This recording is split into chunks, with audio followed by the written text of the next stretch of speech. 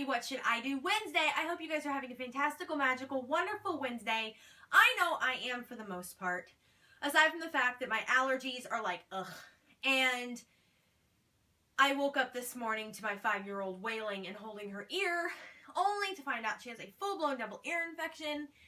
So now she's on antibiotics and she's cranky and whiny, but it is what it is. But as a mom, I feel completely and utterly helpless. Ugh. So like I said, it's just been one of those days, but I am so excited to be doing What Should I Do Wednesday, where you guys ask me all of your general paranormal related questions all up on the Facebook page or through private message, and we have a fun little list, so we are going to get started because some of these might go a little long. Our first question is from Ashley Brannon, and her question is it possible to have a ghost appear to you in a dream? Yes, only because I've had it happen to me.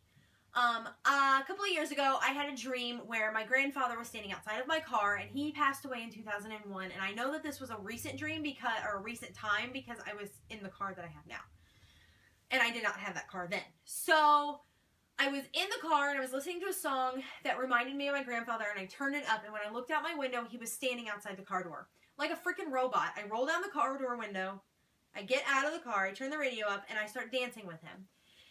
And it was so emotional for me because we were very, very, very close. And when he passed away, like a part of me died. And so I remember holding his hands and remembering how cold they were. But I could smell him. He smelled the same, and I could hear his voice. And he just kept telling me how beautiful my girls were and how a good mom I was and all this stuff. And it was just overly emotional.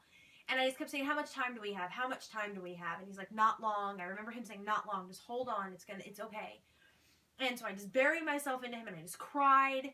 And the song ended, and he kissed me on the forehead. He's like, I love you so much. I'm always with you. And he walks away. And I wake up, sit straight up in bed, and I've just got tears pouring down my face. You can see my breath. I am ice cold through my body. And my room is very, very warm. Like, there's a heater in there. And I could not fathom what had happened. And I got up, and I went to the bathroom, and I felt my forehead.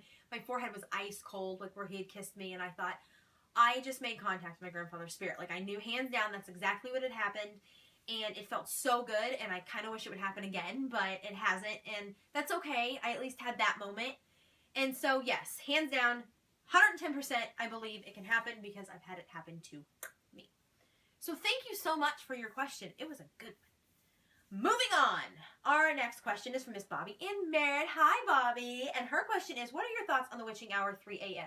Now, the whole 3 a.m. thing, I don't know if it has to be exactly 3 a.m., but I just think at night, the world is so much more calm. There's not the chaos of the world going on around you like there is during the day.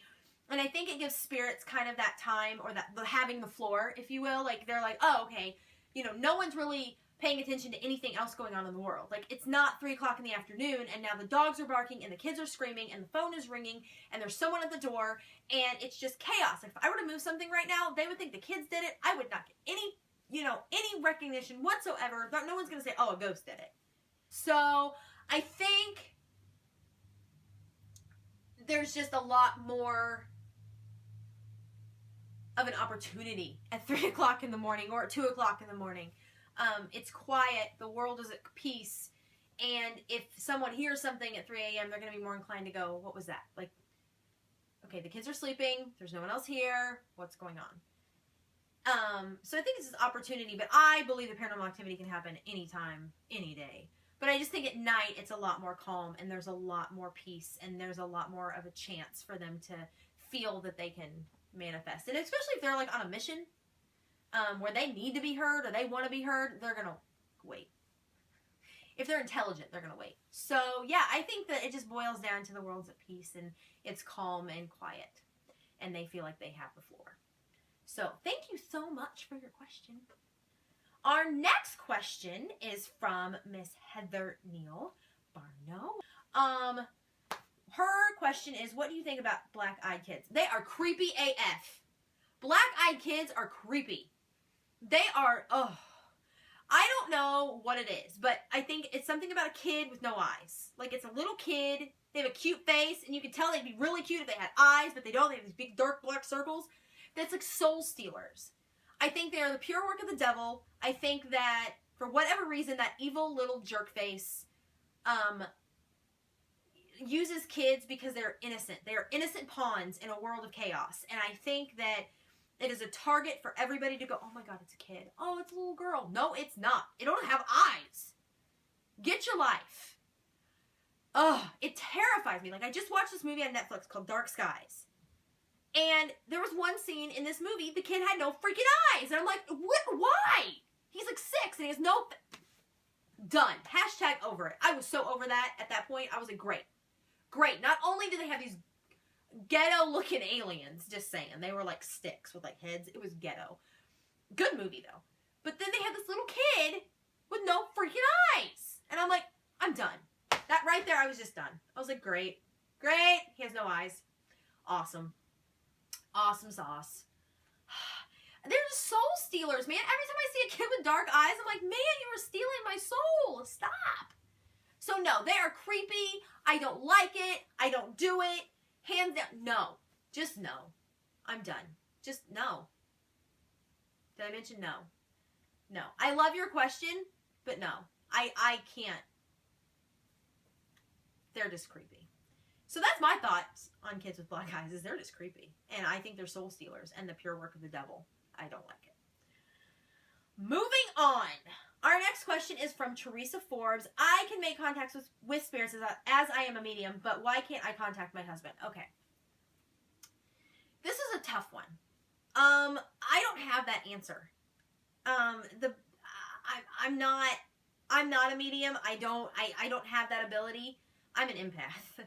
And I do a lot of work with humans and breathing people. I don't do the dead very well yet. I'm learning. I'm getting there, but I don't do it yet.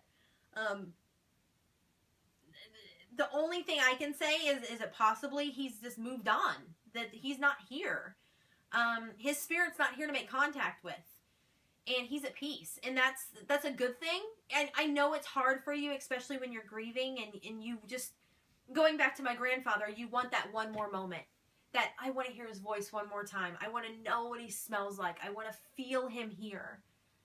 And when you can't, it's so frustrating and so disheartening. I don't have the definitive answer as to why you can't make contact with that specific spirit. Or why that one is not stepping forward. I don't know. I know it's not the answer you want. I know that you would like for me to be able to say, oh, we'll just do this and then you'll see him. And I can't do that. And I don't know if anybody who can tell you that. I think that it's just one of those situations where it's life, and in grief, it's hard to understand. When you're grieving, all you want is for the pain to stop. And sometimes the pain can't stop. You know, I went through that. I've been there. When I lost my best friend Camden, all I wanted was to hear his voice one more time. To see his smiling face. To have a headache from him having so much cologne on in my car that I had a headache for 2 weeks. I missed those days. I missed those moments. Because I didn't have him anymore. And I wanted to be 16 again. I wanted to have that time, and I couldn't. And I was so angry for so long that it just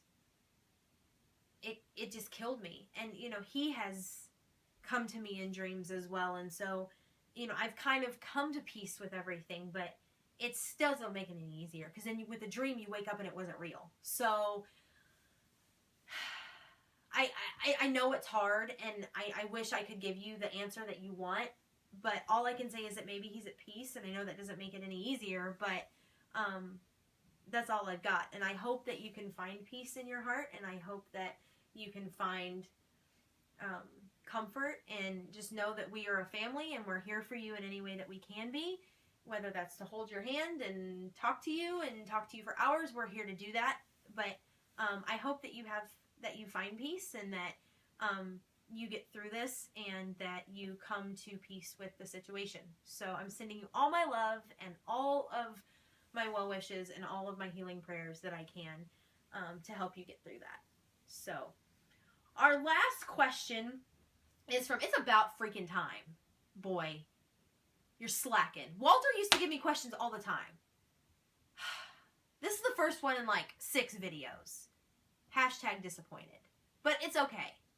It's okay. I know he's busy with work and such, so it's all good. It's all good in the neighborhood. Forgiven. But he asked me a really cool question today, and I'm excited about it. Ha! His question was, where, when, and with whom did werewolves start? Real or not, I'm not sure where the story starts. Okay, so I scoured and did my research because he likes to make me do homework when he asks me questions. Basically, it all boiled down to, like, the legend of the werewolf has been going on since, like, the beginning of freaking time. But depending on where you are in the world they're all different. But it all kind of boils down to they were more often than not, like the legends would be that of like serial killers, like real people that had just killed massive amounts of people or raped and murdered and had cannibalism and all this weird stuff. And people would just like associate them with a wolf-like creature or an animal because of their behavior, their animalistic like style behavior. And so there wasn't really like one pinpointed area, but there's several different legends that have just kind of culminated into the werewolf legend. And one of them is of a man named Peter Stube, and he lived in northern Germany. And he was captured after committing several counts of rape and murder and cannibalism. And while he was like on the torture wheel, he was like, okay, I have to let y'all know that I like made a pact with the devil to do all the stuff that I did for him, and because of the powers he gave me, I can like turn into this werewolf type creature, like this wolf type creature, and do all this stuff. And of course people were like, woohoo, woohoo, woohoo.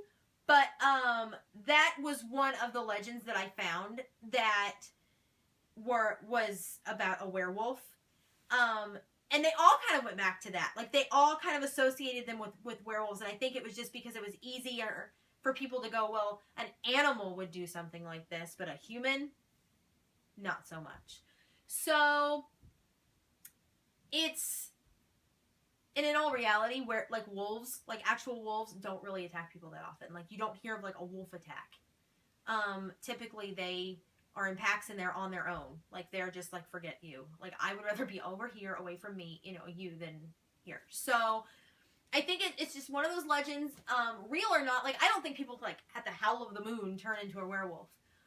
But you wonder with some of the sadistic crap that people do in this world, I wonder just like how animalistic it is, because there are some twisted individuals in this world doing some cray things. So I don't think that people like can shapeshift into a werewolf and like grow hair and teeth and like go and attack people. But I think that there's some off the wall crazies that can have some pretty like animalistic style behavior.